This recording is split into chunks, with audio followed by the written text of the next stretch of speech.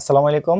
Physics chapter 2 এর একটা MCQ solve করব। তো কথা না বলে শুরু করা যাক। দেখো, একজন খেলোয়াড় একটি বলকে 72 কিলোমিটার পার আওয়ার বেগে খাড়া উপরের দিকে ছুড়লো।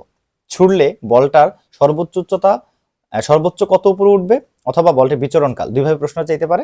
সর্বোচ্চ উচ্চতা যদি বলে এইচ ইকুয়াল টু হচ্ছে ইউ স্কয়ার বাই 2g, অর্থাৎ কত বেগে নিক্ষেপ করছে 72 কিলোমিটার পার আওয়ার। এটাকে তুমি যদি মিটার পার সেকেন্ডে কনভার্ট করে নাও তাহলে হবে 72 কিলোমিটার থেকে মিটারে যেতে হলে করতে হবে 1000 দিয়ে গুণ, আর 1 ঘন্টা মানে হচ্ছে 3600 সেকেন্ড।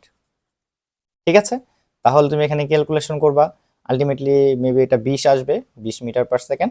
তো এখানে মান বসিয়ে দিবা 20 স্কয়ার ডিভাইড বাই 2 ইন্টু জি হচ্ছে 9.8। তাহলে তুমি যা পাবা এত মিটার। ঠিক আছে, তাহলে সর্বোচ্চ উচ্চতা ডান। এখন যে বলে বলটির বিচরণকাল, অর্থাৎ বলটা উপরে উঠবে এবং নিচে নামবে, এতে টোটাল কতটুকু সময় যাবে। টি ইকুয়াল টু হচ্ছে 2u by g. T equal to কি 2u বাই জি।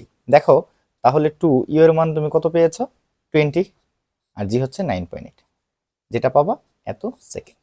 আশা করি বুঝতে পেরেছো। ঠিক আছে।